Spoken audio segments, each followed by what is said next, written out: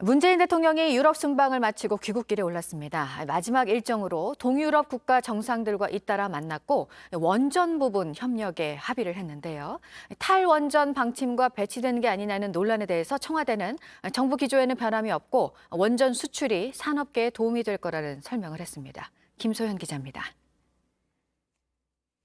현지 시간 4일 문재인 대통령은 헝가리와 슬로바키아, 체코와 폴란드 등 비세그라드 그룹 V4와 정상회의를 열었습니다.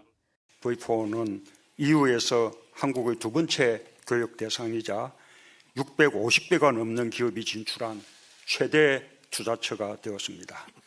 전기차 배터리를 비롯한 미래 유망 산업을 중심으로 양측 간 협력은 더욱 강화되고 있습니다.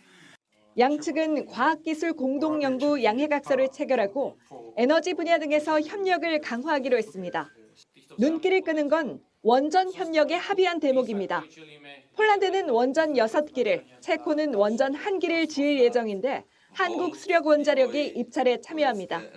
앞서 한헝가리 정상회담에서 원전 없는 탄소 중립은 불가하다는 게 양국의 공동 의향이란 헝가리 대통령의 발언이 나와 논란이 불거졌습니다.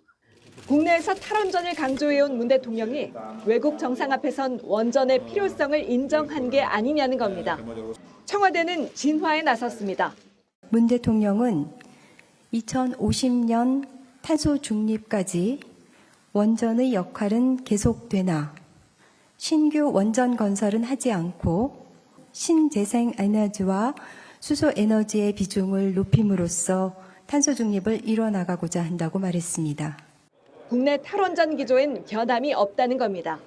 해외 원전 수출과 모순된 게 아니냐는 지적에 대해 청와대 고위 관계자는 국내 원전 산업계의 기술과 인력 유지 차원에서 서로 윈윈이라고 설명했습니다. 문 대통령은 종전선언 등 한반도 평화 프로세스에 대한 이들 국가들의 지지도 재확인했습니다. G20과 기후변화 협약 총회를 거쳐 7박 9일간의 유럽 순방을 마친 문 대통령은 오늘 귀국합니다. 부다페스트에서 JTBC 김소현입니다.